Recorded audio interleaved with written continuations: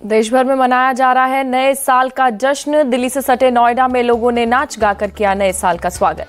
चंडीगढ़ में नए साल की पार्टी में जमकर थिरके लोग, गानों की धुन पर किया डांस।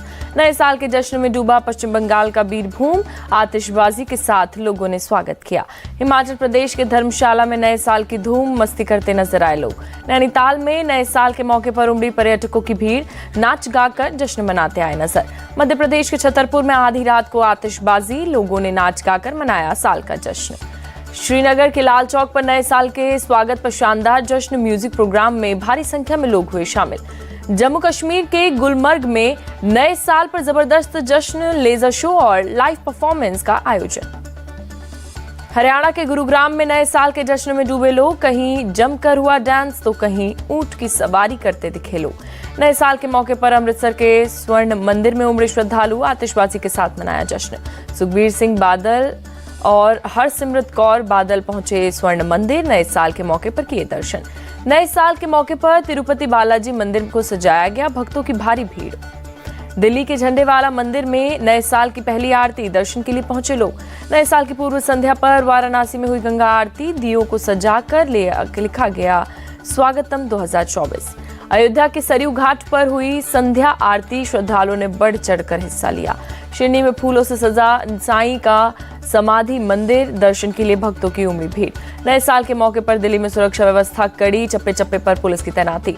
दिल्ली पुलिस ने जगह जगह चलाया तलाशी अभियान, वाहनों की जांच करते नजर आए जवान। नए साल के मौके पर नागपुर में दिखी मुस्तैदी, ट्रैफिक पुलिस ने चलाया एंटी ड्रंक एंड ड्राइव अभियान।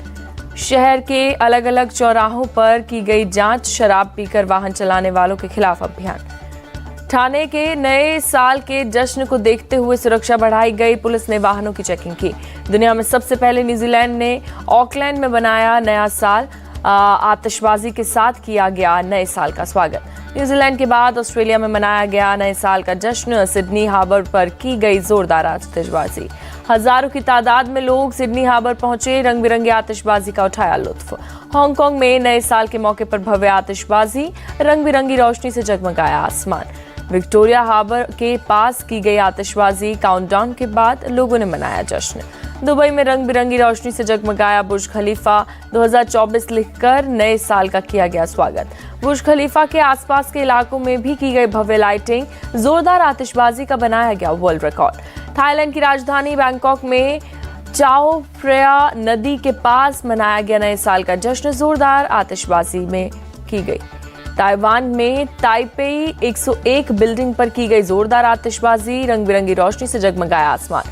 कतर में सड़कों पर उमड़ी लोगों की भीड़, ड्रोन में कैद हुई आतिशबाजी, लोगों ने किए नए साल का स्वागत।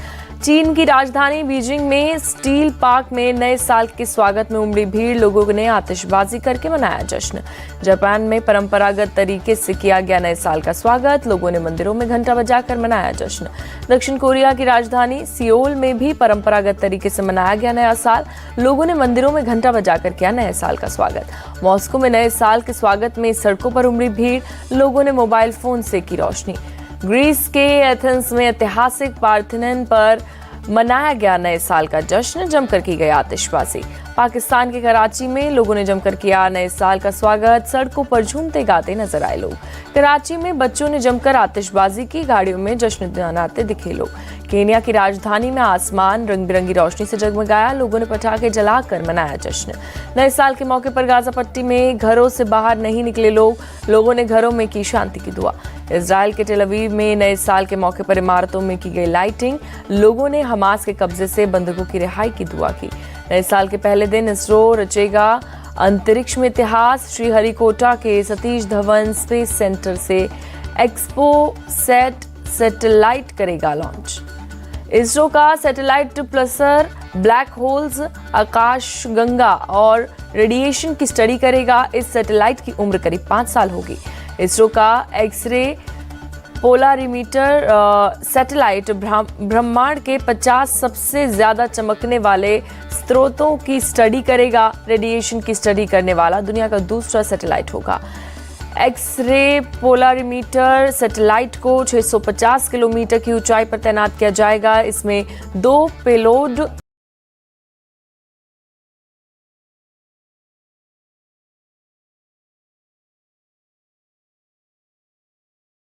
कालम्मा परमेश्वरी देवी के मंदिर पहुंचे इसरो चीफ एस सोमनाथ। कहा, सैटेलाइट की कामयाबी के लिए आशीर्वाद लेने आया हूं। सैटेलाइट लॉन्च से पहले तिरुमाला श्री वेंकटेश्वर मंदिर पहुंचे इसरो के वैज्ञानिक। सैटेलाइट की कामयाबी की मांगी दुआ। अयोध्या में राम मंदिर प्राण प्रतिष्ठा के लिए अक्षत निमंत्रण आज से होगा शुरू। 15 जनवरी तक घर घर निमंत्रण पहुंचाने का चलेगा अभियान। वीएचपी ने 2 करोड़ से ज्यादा परिवारों तक अक्षत निमंत्रण पहुंचाने का रखा लक्ष्य। भगवान राम की तस्वीर और अक्षत के साथ दिया जाएगा निमंत्रण। दिल्ली में अक्षत बांटने से पहले वीएचपी करेगी महायज्ञ का आयोजन। ईस्ट ऑफ कैलाश के आर्य समाज मंदिर में किया जाएगा महायज्ञ। वडोदरा से 108 मीटर लंबी अगरबत्ती अयोध्या के लिए रवाना। 120 फीट लंबे रथ से भेजी गई अगरबत्ती। 5 लाख की लागत से तैयार अगरबत्ती 15 जनवरी तक पहुंचेगी अयोध्या। 22 जनवरी को प्रज्वलित होकर 45 दिनों तक जलती रहेगी। श्री राम मंदिर, सीएम योगी और यूपी एसटीएफ के एडीजी को बम से उड़ाने की मिली धमकी। जुबैर नाम के ईमेल से मिली धमकी। धमकी भेजने वाले ने खुद को आईएसआई से जुड़ा बताया। पुलिस ईमेल भेजने वाले को ट्रेस करने में जुटी। श्री राम जन्मभूमि ट्रस्ट के नाम पर फर्जी आईडी बनाकर ठगी का मामला। विनोद बंसल ने कार्रवाई की मांग की। रक्षा मंत्री राजनाथ सिंह की 2 टूक राम मंदिर हमारी संस्कृति का हिस्सा है, बीजेपी के लिए वोट पाने का जरिया नहीं। केरल के गवर्नर आरिफ मोहम्मद खान ने राम मंदिर राष्ट्र मंदिर एक साझी विरासत किताब का किया विमोचन। वीएचपी नेता आलोक कुमार भी मौजूद रहे। गवर्नर आरिफ मोहम्मद खान बोले, मर्यादा पुरुषोत्तम राम हमारी जरूरत है आने वाले नस्लों के चरित्र निर्माण के लिए। आरएसएस नेता इंद्रेश कुमार का सुझाव, जो भी भगवान राम को मानते हैं उन्हें निमंत्रण का इंतजार नहीं करना चाहिए। इंद्रेश कुमार ने कहा, देश के 99% मुस्लिम ईसाई कन्वर्टेड हैं। कोई भी धर्म बदल सकता है, पुरखों को नहीं। यूपी के डिप्टी सीएम केशव मौर्य बोले, राम सबके हैं और सबके रहेंगे। जिनकी बुद्धि खराब है उनकी बुद्धि ठीक हो जाए। केंद्रीय मंत्री गिरिराज सिंह का दावा, किसी भी वक्त गिर सकती है नीतीश सरकार। लालू यादव की चक्रव्यूह में फंस चुके हैं सीएम नीतीश। राहुल गांधी की न्याय यात्रा पर गिरिराज सिंह का तंज।